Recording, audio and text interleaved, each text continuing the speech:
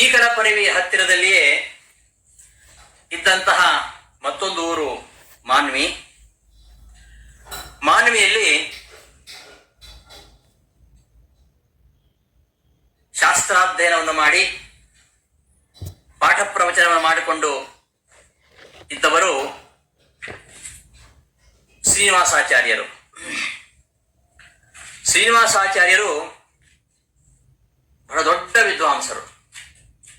ಶ್ರೀನಿವಾಸಾಚಾರ್ಯರಿಗೂ ವಿಜಯದಾಸರಿಗೂ ಪರಿಚಯ ಆಗದೆ ಹೋಗಿದ್ದರೆ, ಈ ಗುರು ಶಿಷ್ಯರ ಸಂಗಮ ಆಗದೆ ಹೋಗಿದ್ದರೆ, ಇವತ್ತು ಕನ್ನಡ ಹರಿದಾಸ ಸಾಹಿತ್ಯದಲ್ಲಿ ಶಿರೋ ಮುಕುಟದಂತೆ ಇರತಕ್ಕಂತಹ ಹರಿಕಥಾಂಸ ಸಾರ ಅದು ಕನ್ನಡ ಹರಿದಾಸ ಸಾಹಿತ್ಯಕ್ಕೆ ಸೇರ್ತಾ ಇರಲಿಲ್ಲ.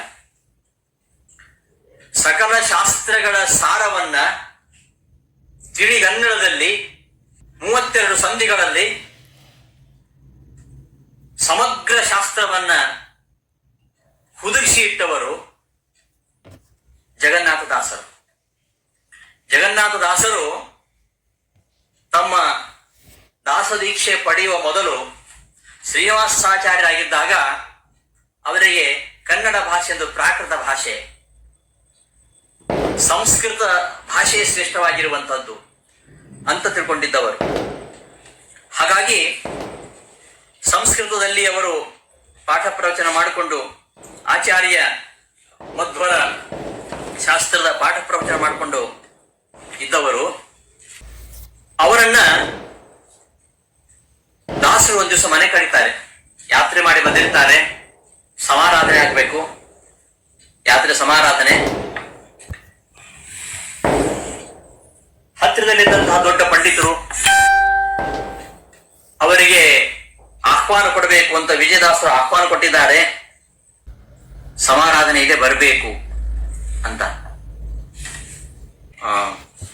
ಶ್ರೀನಿವಾಸಾಚಾರ್ಯರು ಅವರು ಒಪ್ಕೊಳ್ಳೋದಿಲ್ಲ. ನನಗೆ ಹೊಟ್ಟೆ ನೋವು ಇದೆ, ನನಗೆ ಬರ್ಲಿಕ್ಕೆ ಆಗುದಿಲ್ಲ, ಬೇಗ ಆಗ್ಬೇಕು ಊಟ, ಬೇಗ ಆಗೋದಾದ್ರೆ ಬರ್ತೇನೆ ಅಂತ ಹೇಳ್ತಾರೆ. ಊಟ ಹೊತ್ತಾದ್ರೆ ಹೊಟ್ಟೆ ನೋವು ಬರ್ತದೆ. ಅದಕ್ಕೆ ಆದ್ರೂ ಕೂಡ ವಿಜಯದಾಸರು ಬರಲೇಬೇಕು ಅಂತ ಆಗ್ರಹ ಮಾಡ್ತಾರೆ. ಅವರಿಗೋಸ್ಕರವಾಗಿ ಬೇಗ ಎಲ್ಲ ಮಾಡಿಸ್ತಾರೆ. ಎಲ್ಲರೂ ಬಂದಿದ್ದಾರೆ, ಎಲ್ಲರೂ ಊಟಕ್ಕೆ ಕೂತ್ಕೊಳ್ತಾ ಇದ್ದಾರೆ. ಆದ್ರೂ ಶ್ರೀನಿವಾಸಾಚಾರ್ಯ ಬರಲಿಲ್ಲ. ನನಗೆ ಹೊಟ್ಟೆ ನೋವು ಅಂತ ಹೇಳಿದ್ರು. ನಿಜವಾಗಿ ಅವರಿಗೆ ಹೊಟ್ಟೆ ನೋವು ಬಂದ್ಬಿಡ್ತು. ಗೋಪಾಲದಾಸರೇನು ಅಂದ್ಬಿಟ್ರು, ಅವ್ರಿಗೆ ಹೊಟ್ಟೆ ನೋವು ಅಂತ ಹೇಳಿ. ವಾಚಮರ್ಥೋನು ಧಾವತಿ ಋಷೀಣಾಂ ಪುನರಾದ್ಯಾನಾಂ ವಾಚಮರ್ಥೋನು ಧಾವತಿ. ಗೋಪಾಲದಾಸರು ಆಡಿದ ಮಾತು ಖುಷಿ ಆಗ್ಲಿಲ್ಲ. ಅವರಿಗೆ ಹೊಟ್ಟೆ ನೋವು ಅಂತಂದ್ಬಿಟ್ರು. ನಿಜವಾಗಿ ಹೊಟ್ಟೆ ನೋವು ಬಂತು. ತುಂಬಾ ಹೊಟ್ಟೆಯಿಂದ ಬಳಲಿದ್ದಾರೆ ಶ್ರೀನಿವಾಸಾಚಾರ್ಯರು. ಅದಕ್ಕೆ ಏನೆಲ್ಲ ಔಷಧೋಪಚಾರ ಮಾಡಿದ್ರು, ಪ್ರಾಣದೇವರು ಉಪಾಸನೆ ಮಾಡಿದ್ರು, ಯಾರೂ ಕೈ ಹಿಡಿದಿಲ್ಲ. ತಿರುಪತಿಗೆ ಹೋದರು, ತಿಮ್ಮಪ್ಪ ಕರುಣಿಸಲಿಲ್ಲ. ಗಡಿಗಾಚಲಕ್ಕೆ ಹೋದರು, ಪ್ರಾಣದೇವರು ಕರುಣಿಸಲಿಲ್ಲ. ಕೊನೆಗೆ ಮಂತ್ರಾಲಯಕ್ಕೆ ಬಂದರು, ರಾಯರ ಸನ್ನಿಧಾನಕ್ಕೆ.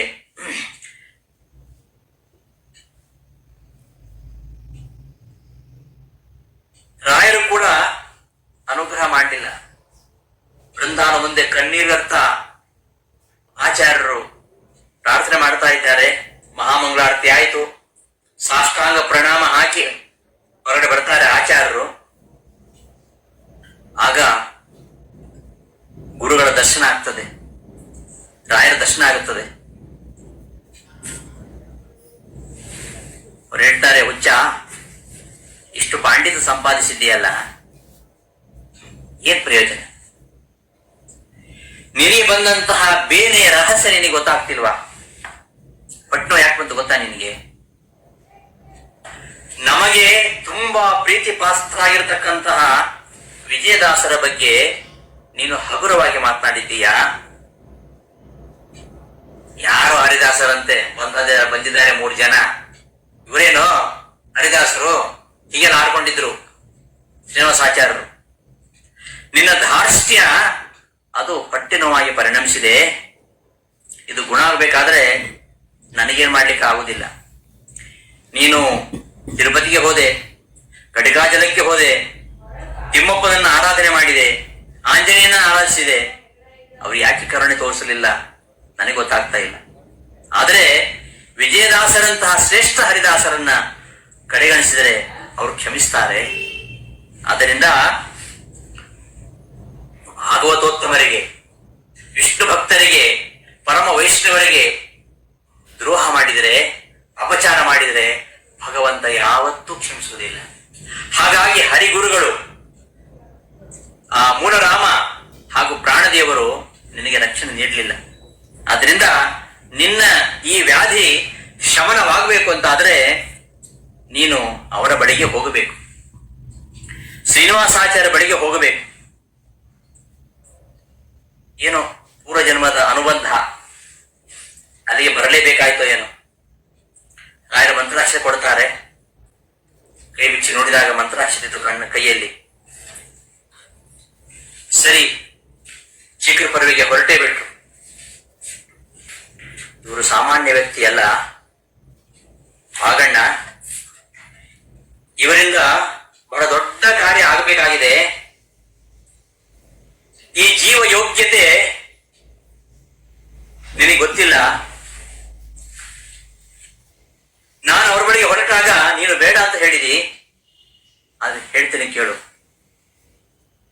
ರಾಘವೇಂದ್ರ ಸ್ವಾಮಿಗಳು ಪ್ರಹ್ಲಾದರಾಗಿ ಅವತರಿಸಿದ್ದಾಗ ಅವರ ಅನುಜರಾಗಿ ಸಲ್ಲಾದರಾಗಿ ಅವತರಿಸಿದ್ರು ಇವರು. 19ನೇ ಕಕ್ಷೆಗೆ ಬರತಕ್ಕಂತಹ ಕರ್ಮಜ ದೇವತೆಗಳು. ಇವರ ಉದ್ಧಾರ ಆಗ್ಬೇಕಾಗಿದೆ.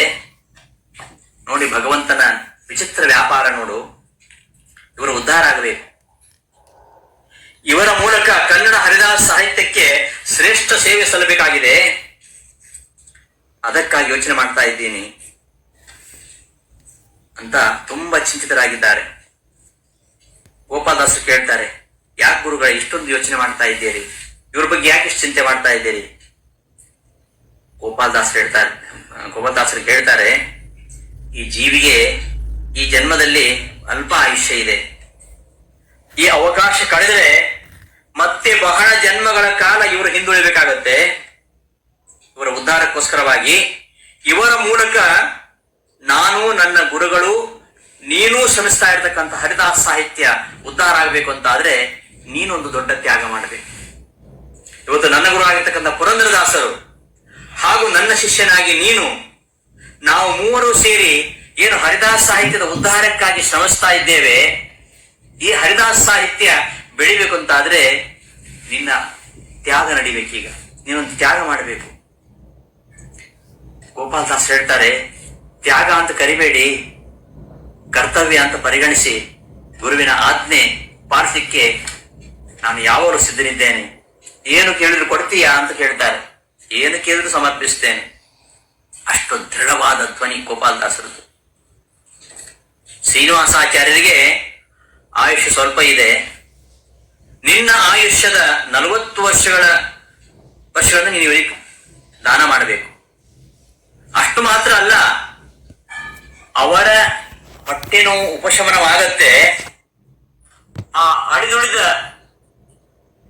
ಹೊಟ್ಟೆ ನೋವು ಉಂಟಲ್ಲ, ಅದನ್ನು ನಿಯಂತ್ರಿಸಬೇಕಾಗತ್ತೆ. ಆಯುಷ್ಯ ಕಳ್ಕೊಳ್ಳೋದು ಮಾತ್ರ ಅಲ್ಲ, ಆ ರೋಗವನ್ನು ವಹಿಸಿಕೊಳ್ತಕ್ಕಂತಹ ದೊಡ್ಡ ಕೋರಿಕೆಯನ್ನ ಹರಿದಾಸರು, ವಿಜಯದಾಸರು ಇಟ್ಟಿದ್ದಾರೆ ಶಿಷ್ಯನ ಮುಂದೆ. ನೋಡಿ, ಎಂತಹ ಹರಿದಾಸ ಸಾಹಿತ್ಯವನ್ನ ಬೆಳೆಸೋಕೆ ತನ್ನ ಶಿಷ್ಯನಿಗೆ ಗುರುಗಳು ಮಾಡುವ ಆಜ್ಞೆ. ಗುರುಗಳು ಏನು ಆಜ್ಞೆ ಮಾಡಿದ್ರು ಕೂಡ ಅದನ್ನ ಪಾಲಿಸಬೇಕೆಂಬ ಗುರುಭಕ್ತಿ. ಗೋಪಾಲದಾಸರ ಗುರುಭಕ್ತಿ ನೋಡಿ, ವಿಜಯದಾಸರ ಒಂದು ತತ್ವನಿಷ್ಠೆ. ಹರಿದಾಸ ಸಾಹಿತ್ಯವನ್ನ ಪರಿಪೋಷಣೆ ಮಾಡಬೇಕು, ಬೆಳೆಸಬೇಕು. ಆ ಹರಿದಾಸ ಸಾಹಿತ್ಯದ ಒಂದು ಅಭಿವೃದ್ಧಿಗಾಗಿ ತನ್ನ ಶಿಷ್ಯನ ಆಯುಷ್ಯವನ್ನ ಕೇಳ್ತಾ ಇದ್ದಾರೆ. ಗೋಪಾಲದಾಸರು ಅದನ್ನು ಕೊಡ್ಲಿಕ್ಕೆ ಸಿದ್ಧರಾಗಿದ್ದಾರೆ. ಎಂತಹ ಗುರು, ಎಂತಹ ಶಿಷ್ಯ. ಹೇಳ್ತಾರೆ, ನೀನ್ ನೀಡಬೇಕಂತ ಒತ್ತಾಯ ಇಲ್ಲ, ಕೇಳುವುದಷ್ಟೇ ನನ್ನ ಕರ್ತವ್ಯ. ಆ ಆಯುಷ್ಯವನ್ನು ನೀನು ಕೊಡೋದು ಬಿಟ್ಟದ್ದು ನಿನಗೆ ಬಿಟ್ಟದ್ದು ಭಾಗಣ್ಣ, ಯೋಚನೆ ಮಾಡಿ ಹೇಳು. ಗೋಪಾಲದಾಸರು ಕೈ ಜೋಡಿಸಿದ್ದಾರೆ. ಕಣ್ಣು ಕಣ್ಣುಗಳಲ್ಲಿ ನೀರು ಧಾರಾಕಾರವಾಗಿ ಹರಿತಾ ಇದೆ. ಬಾಯಿಂದ ಮಾತುಗಳು ಹೇಳಲಿಕ್ಕೆ ಪ್ರಯತ್ನ ಮಾಡ್ತಾ ಇದ್ರು ಕೂಡ ಆಗ್ತಾ ಇಲ್ಲ. ಅಷ್ಟು ಸಂತೋಷದ ಭಾವಾತಿರೇಕ ಗೋಪಾಲ್ ದಾಸರಿಗೆ ಆಗ್ತಾ ಇದೆ. ಗೋಪಾಲ್ ದಾಸರ ಬೆನ್ನನ್ನ ಬಹಳ ಪ್ರೀತಿ ಪೂರ್ವಕವಾಗಿ ನೆವರಿಸ್ತಾರೆ ವಿಜಯದಾಸ. ಗೋಪಾಲ್ ದಾಸರವರ ಪಾದಗಳಿಗೆ ಮಣಿದು ಎಂತಹ ಅನುಗ್ರಹ ಮಾಡಿದಿರಿ, ಇಂತಹ ಶ್ರೇಷ್ಠ ಜೀವಿಗೆ ಆಯುಷದಾನ ಮಾಡೋದಕ್ಕಿಂತ ಪುಣ್ಯ ಕಾರ್ಯ ಇನ್ಯಾವುದಿದೆ ಸ್ವಾಮಿ. ಆದ್ದರಿಂದ ನನ್ನ ಆಯುರ್ದಾನವನ್ನ ಮಾಡಿ ನಿಮ್ಮ ಇಚ್ಛೆಯನ್ನು ಪೂರೈಸ್ತೇನೆ ಅಂತ ಗೋಪಾಲ್ ದಾಸರು ಒಪ್ಕೊಳ್ತಾರೆ. ಈಗಲೇ ಆಯುಷ್ ನೀಡಬೇಕಂತಿಲ್ಲ, ತಿರುಪತಿಗೆ ಹೋಗಿ ಅಲ್ಲಿ